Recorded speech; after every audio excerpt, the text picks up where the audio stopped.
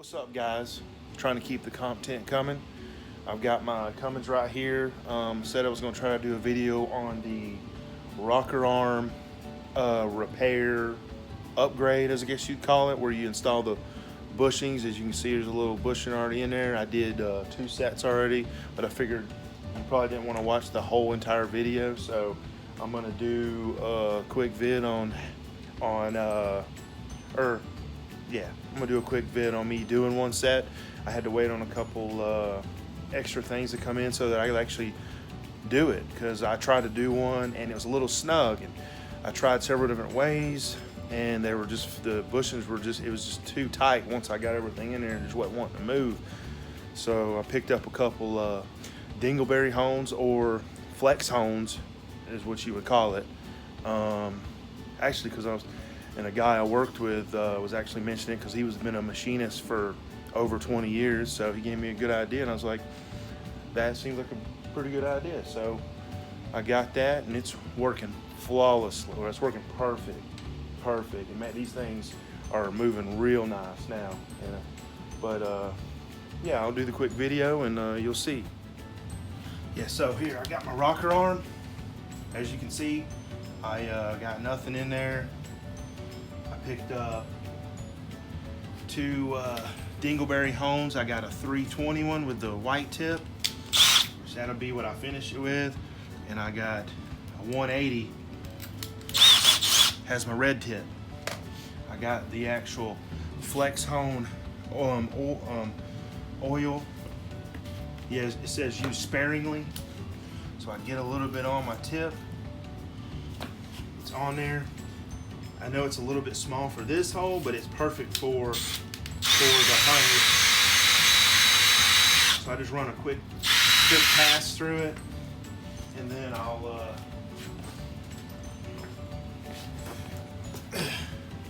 clean it up a little bit. That's just to kinda, I mean, I know it's not the right size for this hole, but it does what I need it to do. It ain't too bad as far as the scarring. It's not too bad in there. Sorry, I'm trying to look at it from the back side of the camera. It's kind of hard, you can't really see, but this one's not as bad. The first one that I had was the worst. But yeah, so I got my 180 hone on there. I take and I sit it where it's flat, because I don't really have a workbench. So you can see I got the bushing. If you notice, it's got a little hole that you have to line up with the old holes that are in the rocker arm. There's one here, and then there's one here. So I get that hole lined up. The actual the bearing is actually marked with a little dimple in it. I line it up. I make sure I have it flat. It'll kind of sit there. And I actually use one of the old trunnions, or whatever they want to call them, and I'll take, because it kind of keeps it flat. Since I don't have a press, it doesn't take much.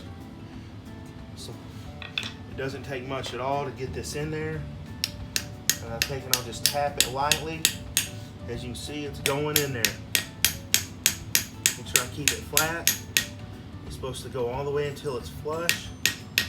What I do is I'll hit around just the outside so I know it's flush. And you know, if I want to make sure 100%, I'll flip it over and lay it flat. And then I'll do a couple taps on this side, and it's flush. So once I get it in there, because it's kind of hard to do this to do these bearings, or these bushings, or bearings is what they call it. You can see it's kind of not easy to put in. I mean, it goes in, but what you run into is when you put it in here, because that right there is the same size, the center section is the same size as the original trunnion. You put it in there, it kind of moves. Well, actually, this one's doing real good, but so yeah, I'm gonna do another one. So look, this is a brand new one. I haven't installed it. So you put it on there, and look how good it spins. It actually spins real nice. I mean, it spins real nice, but once I put it in the thing, it still spins nice, even after I dropped it. but like I said, clean up a little bit of this oil that was on it, because these were used ones that I acquired, or I got. Yeah, you can see inside this one. I don't know if you can see it in the video, but you can see the scars on the lower bottom. It's apparently a common issue on these. I don't know if you can see them, but you can see the scars right in the bottom. It's gouging, what it looks like to me. I'm not real, I don't know if I like that. So yeah, we'll try this. You saw how freely it's spun before I put it in here. Line the oil holes up. Get my thing. Make sure it's nice and level. Just in there straight. Make sure it's flush. Just to make sure. Run through here. A couple taps with it flat. Pull that back out. Brand new one that I just showed you where it's spun freely. It won't hardly, it'll move, but it doesn't move super freely. So one thing I have to figure out when I'm doing it is it's kind of squishing, because like it ain't. I mean, I'm having to really work it to get it to move. Like it's barely, it'll move, but once you put both bearings in there, it's not going to move good. So I got my red tip, 180 on, a little oil.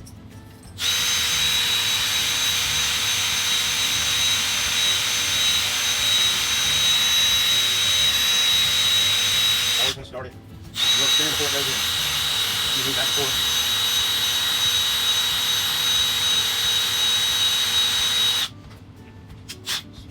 Switch to the 320 a little bit. Probably couldn't find the old design, but makes the flex on that long a little old.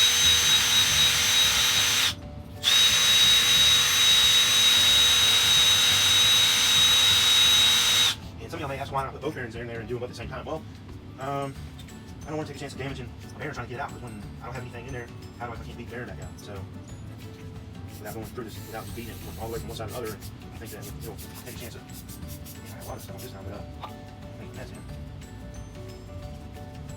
Yeah, I only do them one at a time because it's just easier for me to get the bearings in and out without damaging them.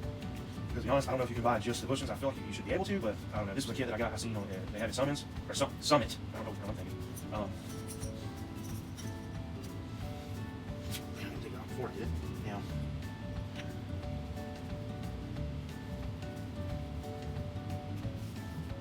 This. It makes me real free like that. It's like when you get them in here, that's where you run into the issue.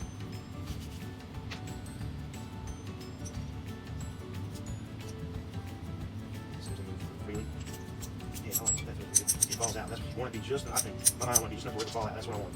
That's what I'm looking for. All right, so now we got that one set. I'm gonna knock that bearing out.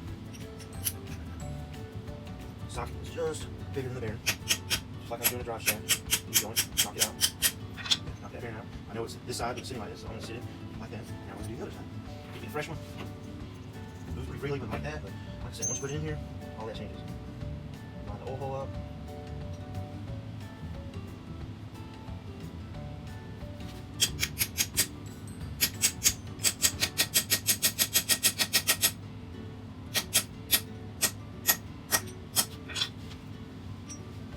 It's in there. Let's see. See how that one's a little bit stiffer. Here's the real test. We stick it here. Yeah, see, it's kind of stiff. So we'll put the 180 back on it. Put the 180 back on it. Red tip. Still oily.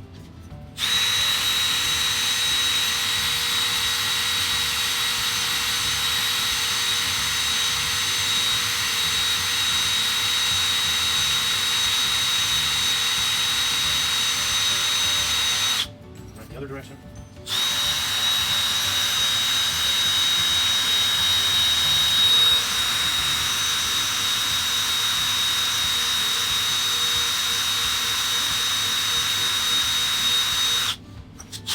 Swatch it at 320.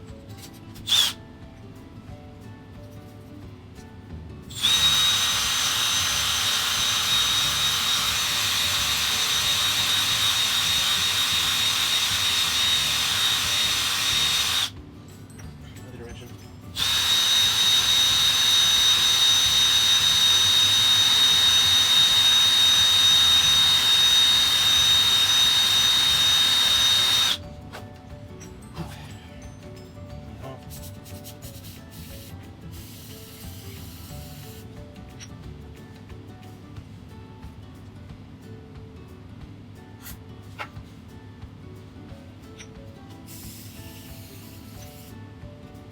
Oh shit.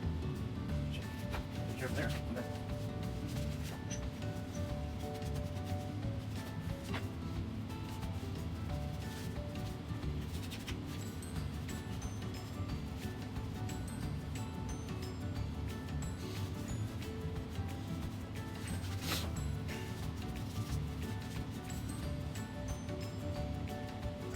probably could have left it and let them be tight, but then again, I don't know, I felt like it didn't need to be that tight, especially on, your first startup.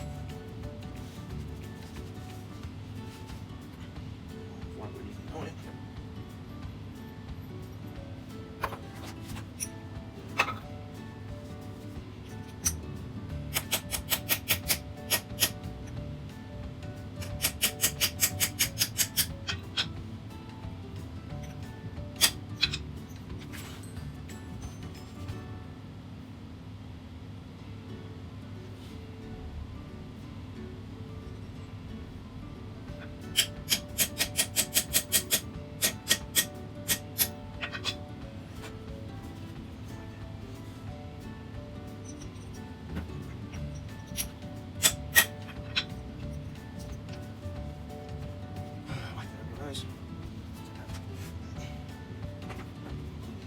The other bearing up.